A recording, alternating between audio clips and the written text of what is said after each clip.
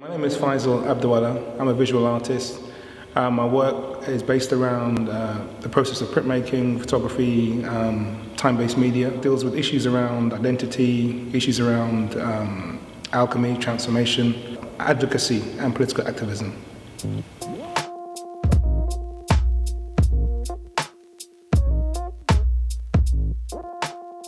My creative process is based around discomfort.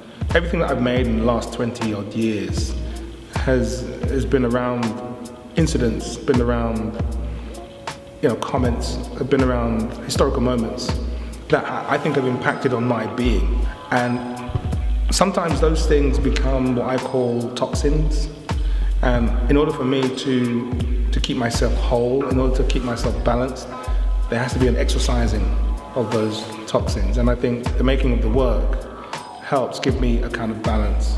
And there are things based around representation, there are things based around the way the historical books have been written and have ignored many communities, many collectives, how education, miseducation has had an impact on the way we make our relationships and understand other individuals and collectives.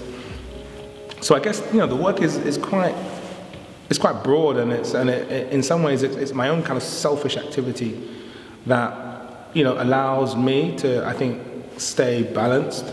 It allows me to think about issues around equity. It allows me to give voices to people in the communities that don't have the opportunities to do that. And I think it does make some quite poignant comments about things that just aren't right. Part of my practice, the work works with communities, and I do a number of collaborations. So in particular, the project I'm developing with Camberwell is titled Facets of the Community, where I am trying to look at the two generations that are currently residing in Camberwell, one of the golden oldies and one of a local high school.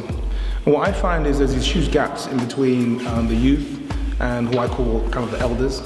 I'm hoping that this show will help kind of bridge those gaps, and bridge those gaps in two ways. Bridge those gaps through imagery, portraiture, and using a series of questions that will prompt those two communities to start have dialogues about themselves and shared dialogues. And the final show will consist of a series of portraits fabricated as tapestries. And at either end of the gallery, there'll be almost like a board or a space where they can develop their own work in response to the exhibition and in response to the questions that I've asked them. The community will have, hopefully they'll be invested in the evolution of this work through a number of different approaches. And not all approaches are going to be nice, They may be very critical of a particular figure or of a particular event, but they may also want to celebrate their own lives. But I won't see the beginning or end of the show. I'll see the show as almost something that passes through their lives, and it will continue to be a part of their lives. So even though when that show opens in Camberwell and when it officially closes in Camberwell, I'm hoping that the show will just continue to be inside of them as participants and possibly audiences. The students will become almost like the thinking component of the show, whereby they would be conducting a series of workshops with the golden oldies and with the school group. And the great thing about that is that the students will learn through the evolution of the show something called professional practice, what it means to be a practicing artist and putting together an exhibition that involves the community.